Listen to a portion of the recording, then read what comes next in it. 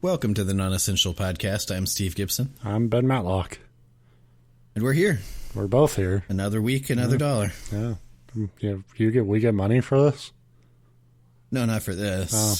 Then it's not another dollar, is it? It's actually time is money, and this is costing Wouldn't that be us. like... It'd almost be worse if we did make money off of the show, but it was just $1 a week. That would be really funny, actually. Like one dude, especially if it wasn't like not from a person, from a sponsor like Pepsi or something. They're like, would I get free Pepsi? Then, just $1. Then they can, but not even really the dollar. We'd have to split it. Then they can kiss my ass. Like, I know for a fact Pepsi costs less than $1 to make. They can give me some Pepsi. I'm not here to bash Pepsi yet. Those negotiations are still ongoing. We're here to tell each other stories. That's what we do on this show, right? And I made I was ahead of the curve this week, which hasn't happened, I think, since we started this show, where like I got my topic ready like on Monday, and we record these on Thursday. And any time I've ever gotten my topic ready ahead of time, I ended up walking away from the show thinking the episode sucked.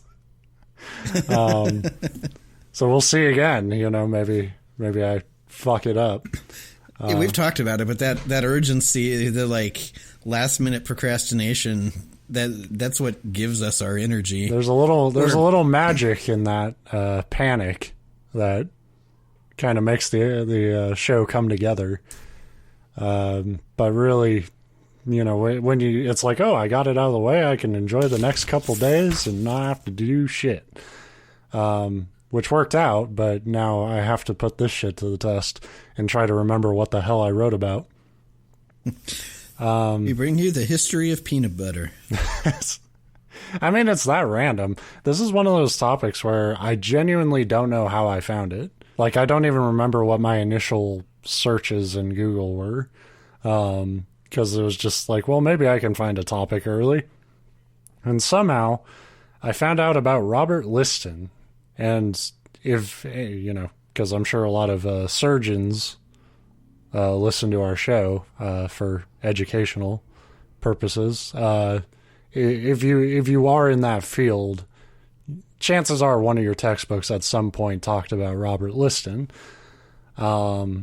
He ended up becoming a quite famous surgeon in the history of the field, and for good and bad reasons. So I was going to say there has to be something. Oh yeah, because it's me. There's a hook here. So Robert Liston was born in Lest Lothian, Scotland, on October 28th, 1794. He was the first son of one Reverend Henry Liston, who was the village minister and inventor of the euharmonic organ. He also made... You know how, like, sometimes somebody says something and you hear the full thing, but your brain, like, kind of... Yeah. Like you said village minister, but my brain picked up, like, village idiot. The village idiot. He was kind of... in another time, he would be like a sitcom dad, because he's like a minister, but they also call him an inventor, but it's always like this shit that's very specific to what he does. So he made this type of organ, and then he made a, quote, improved plow. So I guess, Robert Liston just grew up in this household with a dad who just loved to tweak with shit. And yeah, I like that they just called it improved plow, because you generally, as an inventor, don't shoot for, like, I made a less useful plow. A double-handed plow, like a two-sided plow, so you can flip it around like a ninja. So Robert's mom died when he was 6, but I guess Henry did a pretty good job raising and teaching the kid, because Robert would go on to the University of Edinburgh at the age of 14, and 2 years later he would begin training under famed anatomist John Barclay. Oh yeah, I know John. And he's a friend of the show, John Barclay. And he would be appointed house surgeon of the Royal Infirmary in Edinburgh by 1814. By the age of 22, he was admitted to the Royal College of Surgeons. just 2 years after that point. Now, Robert quickly gained a reputation as an argumentative guy, so much so that him and his mentor, John Barclay, had a falling out. And Robert immediately opened a competitive anatomy class of his own as just kind of a fuck you to John. And he would get like 60 students to join that very winter. You know, he was good at what he did, and he knew his shit about as well as an 1800 surgeon could claim to know their shit. When it came to anything involving the human body, there's a big, you know, split from where we are now to where he was in his time. Right. But he knew the stuff that they knew inside and out. And he maybe knew a little bit more. He was described as a fearless surgeon. He would operate on patients that were deemed to be in too severe of condition by other doctors. I was about to say, I don't know if I want the word fearless to describe my surgeon. There's a lot of terminology here that you have to think about a little bit when they describe Robert Liston and anything you read about him. One of them is, yes, fearless, because you kind of want your surgeon to be a little bit worried about what he's doing. Right. But it is a good thing. Like I said, he would operate on people. Other doctors were just too afraid to operate on. Not because it wouldn't save their lives, but because, like, it would add to your record, like your reputation. Like, oh, another patient died on your table. Right. You know, say what we will about Robert Liston today. He had none of that. He's like, I don't give a shit. Let's do this. Yeah, he's like the ball player that's actually in it for the team, not to pad his. Yeah, you know, he was willing to do the messy shit to get the W. If he thought a fellow doctor was, you know, doing something wrong or was just a coward about it, you know, and wouldn't operate on people, he was very vocal about it. Like, he would just completely throw you under the bus in any public forum to be like, hey, you're being a bitch. He felt you had to be decisive if you were a surgeon, and really he didn't give a shit about his peers, whether they were, you know, 20 years old or 40 years old. In his mind, your experience was dictated by how many cases you actually did, you know. It was like, if you were 40 years old and you didn't hardly do anything for anybody, he wasn't going to just be like, oh, you're a 40-year-old surgeon, you're my elder. Yeah, like, I'm being reserved here because I know what kind of show we do, but so far, I'm kind of liking this guy. I will say I came away from this liking him, but like I said, there's a turn here, or not even a turn. There's another side of this coin. So this attitude led to a lot of internal pissing contests between him and the Royal Infirmary. At one point, he even got banished because people started accusing him of trying to lure patients away from the infirmary in order to just bolster up his own private practice. Those claims wouldn't stand, and he would be reinstated, but by the age of 34, Robert's frustration with the establishment would be set, and he would accept a new appointment of Professor of Surgery in the newly opened University College Hospital in London. So Liston, you know, by all accounts, was a demanding, grumpy piece of shit of a teacher. But his work in his field had a lasting effect that will often see him get tons of praise in textbooks to this day. In a time... Yeah, I mean, it's one of those... I don't know. I probably talked about her on the show before. But when I was at the Art Institute, there was a teacher in the animation department that was just infamous. Like, everybody, I can say everybody hated her, but she was the teacher that, like, everybody kind of feared, because if you half-assed a project, she would call you. Yeah. And whereas, and especially, you know, early on in like an art school, you know, a lot of people are just used to people looking at your art and being like, oh, that's really good, you know, because... Yeah.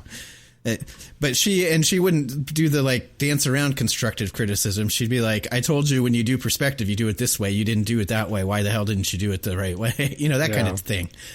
And so she was viewed as like this. A lot of people just thought she was a bitch, but she was a demanding teacher, and she probably taught. I know for me personally, I learned more from her than like all my other teachers combined. Yeah. So like sometimes that's what teachers aren't really supposed to be friends. Yeah. They're supposed to and especially with like art, early on in art classes and things of that nature. A lot of those initial classes, they'll like kind of teach you like they want to encourage you to keep going down that road. Right. But you do hit a certain point where it's like, like I'm firmly of the college for it. Yeah. Then at that point, it's not about encouraging you. It's about refining, getting you good enough. Yeah. And I firmly believe when it comes to some like art, like there aren't set like, this is how you do this. Yeah. Right. But the only way you can like effectively break the rules is to know what the rules are. So a demanding art teacher is trying to get you to do things a certain way because you're not experienced enough to not know how something's done in order to like break that particular rule. And Liston kind of came at this in a similar way of like, I mean, it's not art, but he held his students to a higher standard than what most professors back then would. Because as a potential surgery recipient, I think I would appreciate that. Right. And he was the one who like really understood the scale of what they were doing. Like, these are, you're doing shit to save people's lives. And if you're nervous, if you're not paying attention to all the factors around you, he was going to call you out on it. But it also says, like, as, much of a piece of a shit he could be to you during the class or, like, the examples he would do for students. Like, he was also the first person, like, outside of the class to be encouraging you and trying to,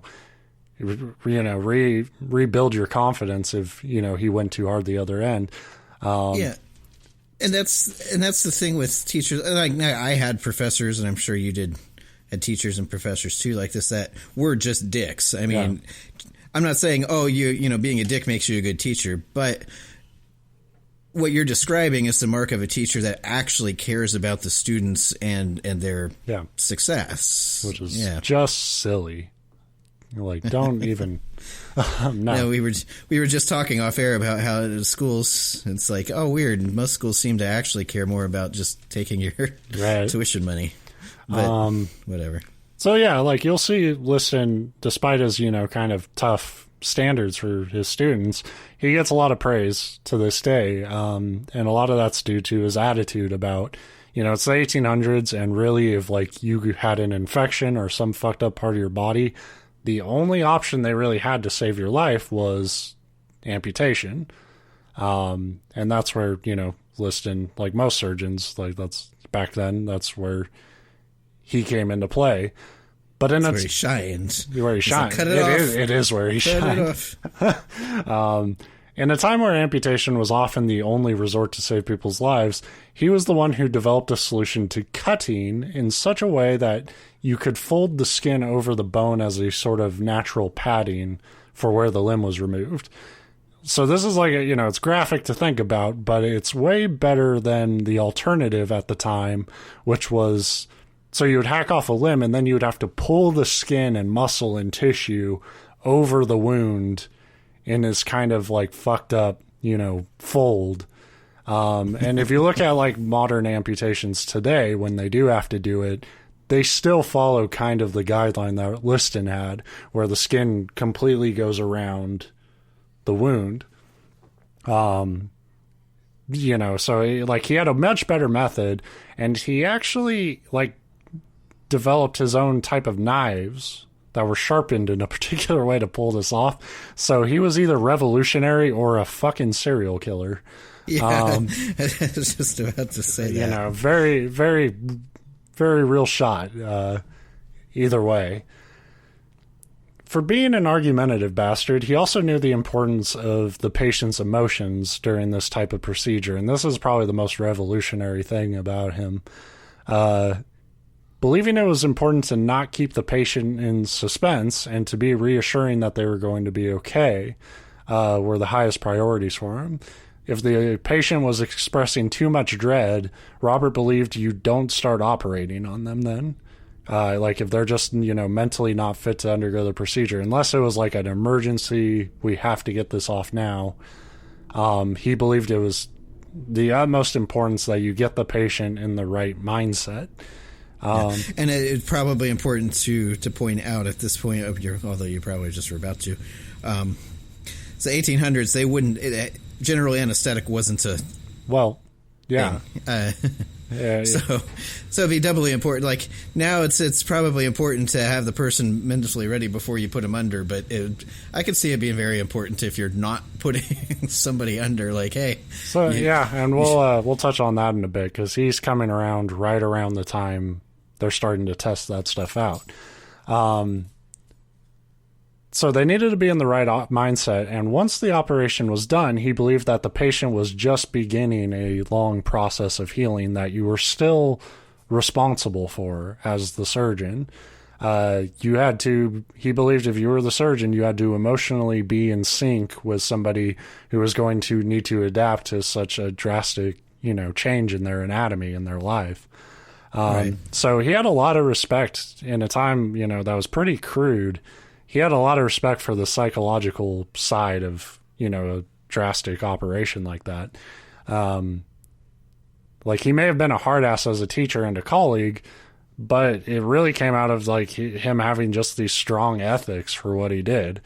And at one point I was going to say, it sounds like he was a very empathetic person. Like, again, there's another side of this coin, but like I said, we're kind of eating our vegetables right now with Robert Liston, and we'll get to dessert afterwards. So at one point, just an example of these confrontations, he confronted a collaborator in the William Burke and William Hare murders, which was a surgeon named Robert Knox. I'm pretty sure at some point we've probably mentioned William Burke and William Hare on this show, but they're pretty famous, so I don't think we've ever done an actual episode about them.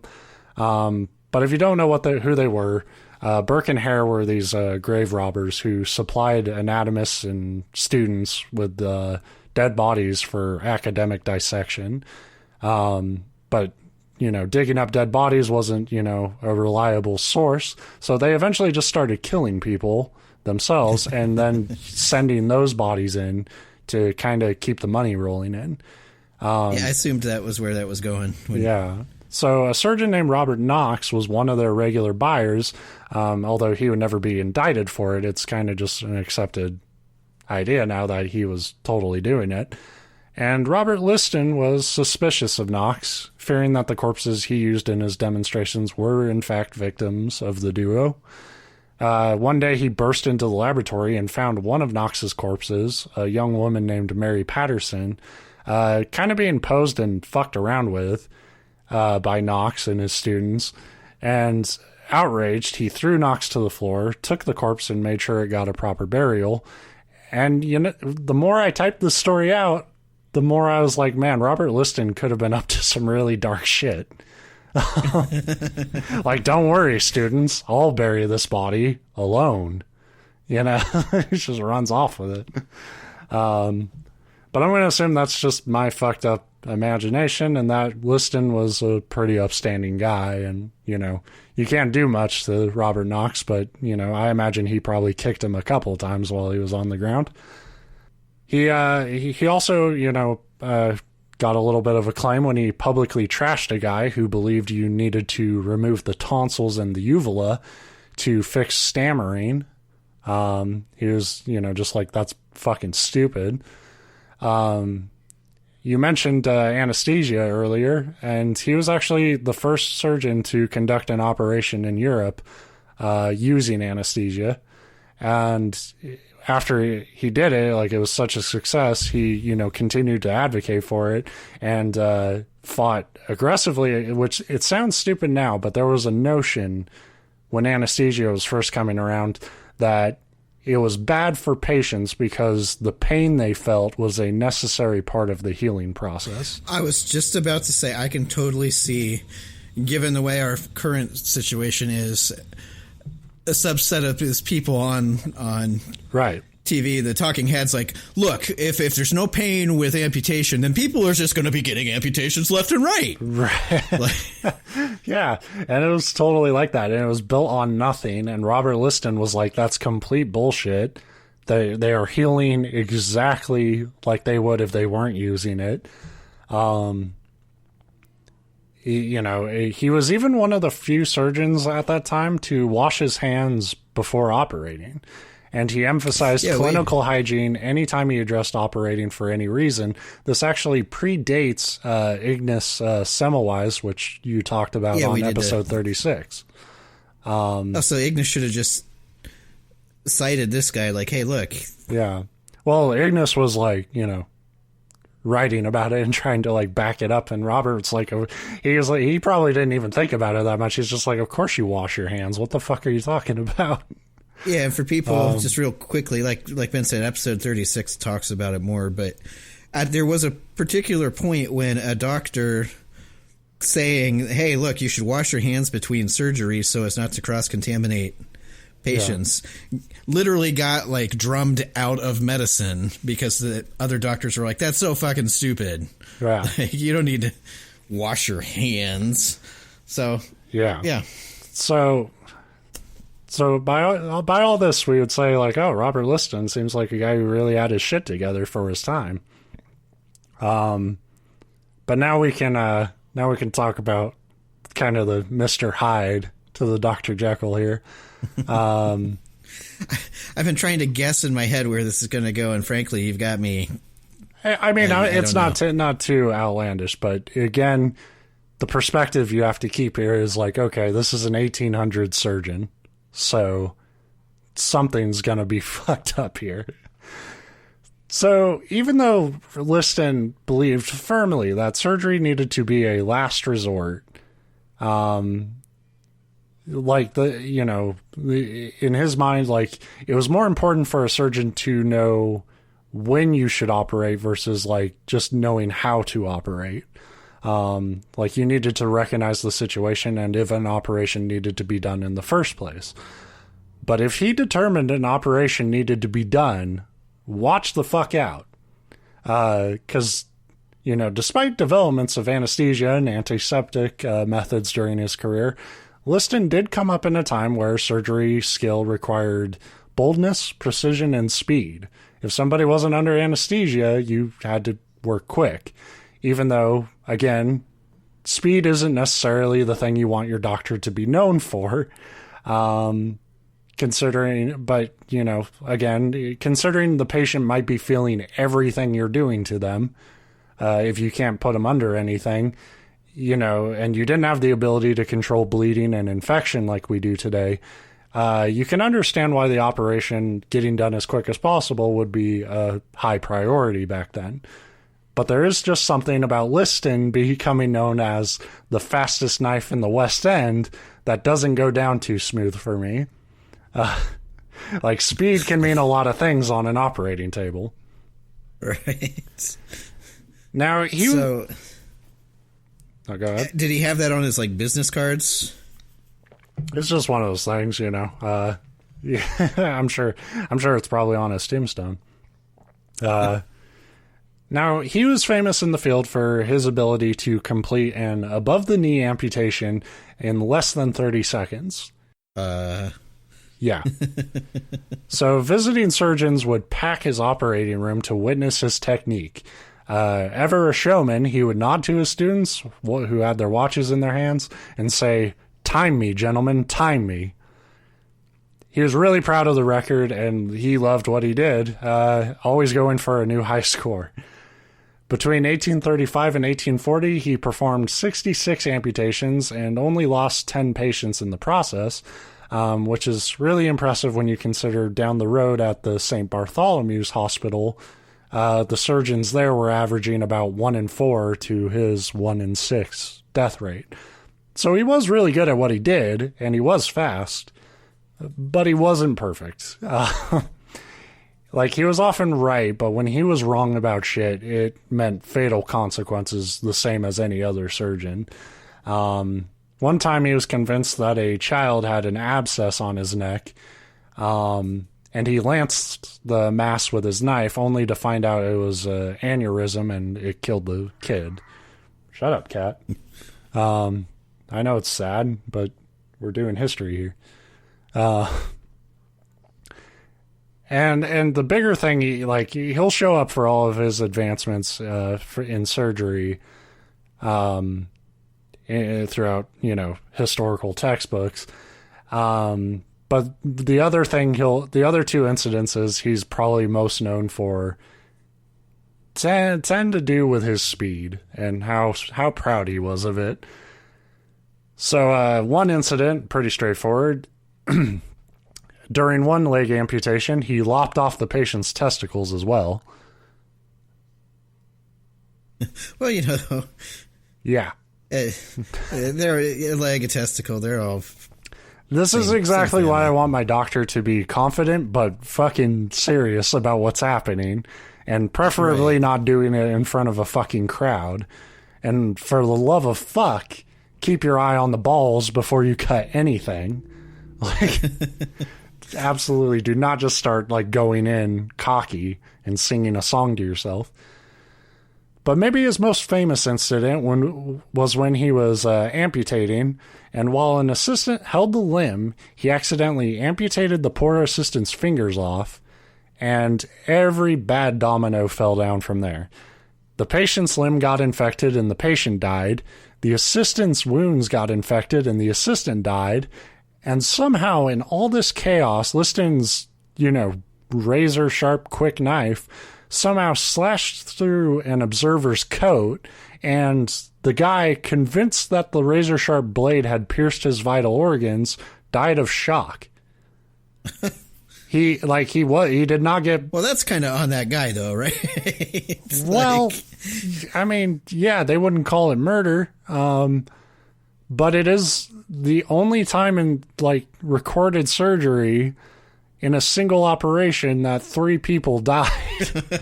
To this day... 2 of which that weren't being operated on, right? Yes, to this day, there's not one recorded surgery that beats a 300% mortality rate.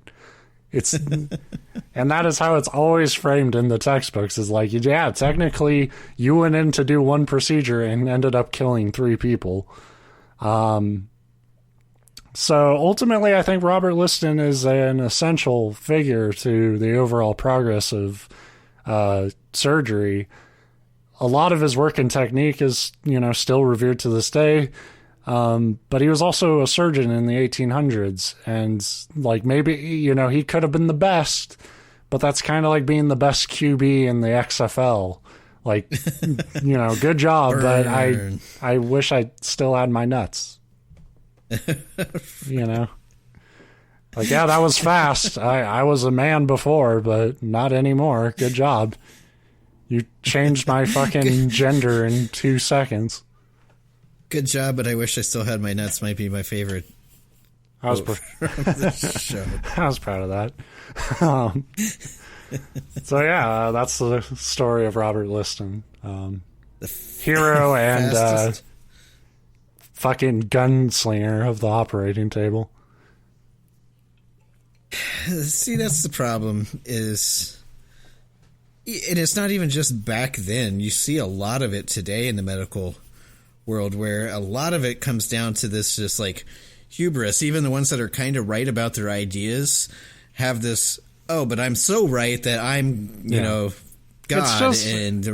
It's just natural overconfidence. You do any job for a long enough time, you get so used to the routine of it that you feel comfortable and confident, and that's when you fuck shit up.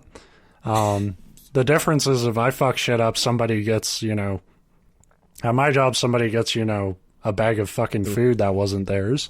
In Robert Liston's thing, if you get overconfident, you take their ball sack away. And that's, it's much different stakes. Yeah, right. So that's what I mean, is I always want somebody, I want my doctors to be good at what they do, but to be fucking afraid about fucking up a little bit. Just a little bit. Yeah. I don't want them to hesitate, but I want them to be careful. Well, there's a difference between being decisive and being fearless. Like, fearless is just a wrong. Like, as soon as you described him as that, it's like, oh no, that's not a great. Because fearless is like, well, it's not my body, you know. But he did, you know, like I said, you know, most of the time for a guy who didn't hesitate to take on cases and having a better death rate, despite the fact that he killed 3 people at one time, you know, that's pretty remarkable. So he is, ultimately, he's a net positive figure. It's just, you know. I wonder if after that happened, instead of time me boys, if you started like starting with like count 'em boys, see how many of them. Well, let's see how many I can take out today. I feel like it's almost like a Super Troopers thing, where except for like with surgeons, where his like chief of staff was like, "I bet you can't kill 3 people with one surgery." And he was like, "I'll take that bet." Bullshit. He was going for the organs on that guy. He kind of lucked out. But I mean, if you watch video game speedrunning, the world records always have a little bit of luck in there. So I'm curious, and maybe you came across, are there like Robert Liston's knives? I wanted to see like what kind of knives They were just, you know, sharpened a particular way, like double-sided, sharpened, kind of long knives. Yeah, I mean, definitely Jack the Ripper type shit. But yeah, there are photos. I was expecting almost like a cleaver or something, because to get through, you know, I guess if you're amputating, you said below the knee, it was like 30 seconds. So I guess there you're not cutting through bone. It was above the knee. Oh, above the knee. So you are cutting through bone. Yeah, like, but I think with that knife, no matter how sharp it is, it's not like serrated. It's not big and heavy. Like, I can't imagine getting through bone in 30 seconds with that. Like, it was, you know, like I said, a lot of it I think had to do with the kind of technique he made. How, like, because it's not just a straight up, you know, draw circumference around, you know, above the knee and cut along that line. He had a way of coming at it from an angle that not only gave you that flap of skin to fold over to heal over the wound, but I think it probably gave him like an access point to where he could cut through the bone. Yeah, there's a fantastic illustration of it. If you Google Robert Liston's knives, it actually gives you an illustration of the procedure. So yeah, have fun with that. Yeah, like, and there will be sources in our description, like always. You know, and there's some photos on the articles I was reading about it. But yeah, a lot of the first things I found about him were very much like, look at this dumb piece of shit and how many people he killed. But like the more I dug into it, it's like, yeah, he killed people, but so did every fucking surgeon back then. There's, even today, you know. Yeah, like surgery is serious. Right. And a lot of times, you know, today, fortunately, we're to the point where you're going to lose patients, but most of it's not going to be due to your doing. I mean, you just lose patients. Sometimes you can't make it through surgery. Yeah. But, I mean, considering it was at a time where doctors couldn't even agree on if you should wash your hands, it was kind of a freak thing that the one guy trying to keep his work area clean, you still got infected, you know? And 2 people still got infected, and the other guy was just, you know, so fucking scared. I know, he kind of makes me mad, because it's like, oh, you got my organs, I know it. And it's like, you're not bleeding. He's like, no, you got them. Die. Yeah, if a guy died like that while I was operating, I'd probably quit. You know? Because that would just be God telling me that I shouldn't be fucking doing this anymore. Well, because people are dying from fucking everything. It's attributed to him, because my guess is that guy had a heart problem or heart condition, and just the like excitement of the surgery. Technically, it's not attributed to him. Again, it's not a murder. It's just that operation has a 300% mortality rate. The old triple amputee thing in one go is just not. It's just not a safe procedure. Hopefully, nobody has to go through it. But credit to him for trying. Scrolling through these pictures, and I know this is a thing that people do, and I wouldn't actually be able to afford to. But it kind of makes me want to start collecting like antique medical tools, like knives. Because man, these things, you look at them and it's just like, you know how fucking scared I'd be to see like some of the goddamn bloodborne ass saws hanging off your wall and shit. That's what would be great about it, is you'd have guests over and you'd have to have it in like the basement, so that they're like, oh, it's a really nice house. You're like, oh yeah, and it's got a semi-finished basement, and you go downstairs and it's just all like, you got those LED lights to light stuff up with, and there's just it's dank. Everything's like half wrapped in dirty bandages and shit. Yeah. Not gonna lie, that would be a pretty fucking cool room, but but scary as hell for sure. So yeah, that's our story this week. That's our thing. We'll have other things. I someday. do have one more thing to add. I kind of criticize you for this because you did this whole story. You never once mentioned how epic his mutton chops were. There were a few photos of him. I wasn't sure. Yeah, I wasn't sure how legit they were. Or like illustrations, but yeah, they all have just like the most cliche 1800s. Like this one, he's got his collar up like they used to wear, but it looks like the collar is specifically to hold in to contain the power. Right. That was the trick. He could like stash extra knives in the chops. That's how he cut so quick. Yeah. But yeah, good topic. Yeah, it was like I said. It was one of those things that I don't know how I ended up on him, but it worked out. It was definitely in our ballpark. So, yeah, we're done. I'm done. You can keep going if you want, but I'm done. I think I'm good. Okay, then we're both done. See you next done. Next done.